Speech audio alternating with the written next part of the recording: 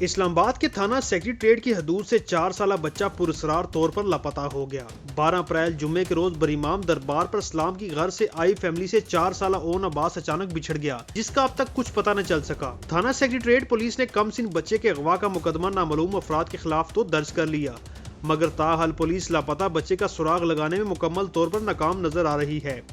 گمشدہ بچے کے والد کا کہنا ہے کہ 12 اپریل کی شام سے اپنی فیملی کے ہمراہ برامام دربار میں موجود ہوں اور بچے کو تلاش کر رہا ہوں۔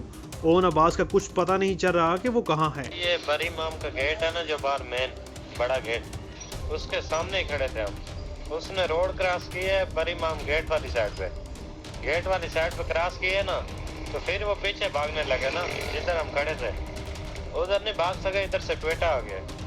ٹویٹا ہے تو وہ ندی والی سائڈ پہ ادھر ہی بھاگ گیا، آگے گیٹ والی سائڈ پہ نہیں، نیچے بھاگ گیا۔ تو اس کے کپڑے ہیں بلو کلر کے، تھوڑے تھوڑے بلو ہیں، اوپر آپ کو ویڈیو بھیجی ہوئی ہے، اور بلیک اس کا سینڈل تھا، اور عمر ہے اس کی 3.5 سال کا ہے، 4 سال ہم نے لکھا یہ سر۔